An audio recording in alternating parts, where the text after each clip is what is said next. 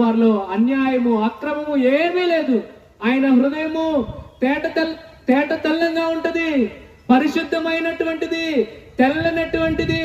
చూడండి, అలాంటి హృదయము ఆ జక్కయ్యకి తెలిసిన వెంటనే నాలో అన్యాయమునుందండి. మరి చూడండి, యేసు ప్రభువారి యొద్దకు వచ్చినప్పుడు హృదయంలో ఉన్నటువంటి కల్మషము, యేసుక్రీస్తు ప్రభువారి యొద్దకు వచ్చినప్పుడు హృదయంలో ఉన్నటువంటి పాపము, యేసుక్రీస్తు ప్రభువారి యొద్దకు వచ్చినప్పుడు హృదయంలో ఉన్న అక్రమము బయటపడిద్ది. అందుకే యేసు ప్రభువారి యొద్దకు రమ్మని యేసుక్రీస్తు ప్రభువారి పేరిట మిమ్మల్ని పిలుస్తున్నాం.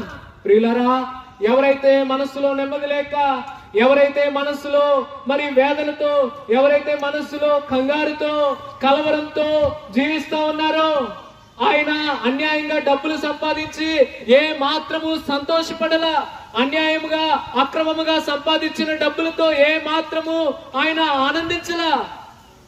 ఒక్కసారి యేసుప్రభు వారితో మాట్లాడితే ఆయన జీవితంలో సంతోషం వచ్చింది. యేసుప్రభు వారు మాట్లాడితే ఆయనకి సంతోషం వచ్చింది, ఆనందం వచ్చింది.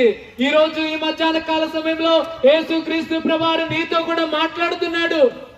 నీ జీవితంలో ఆనందాన్ని ఇవ్వటానికి, నీ జీవితంలో సంతోషాన్ని ఇవ్వటానికి, నీ జీవితంలో నెమ్మదిని ఇవ్వటానికి, నీ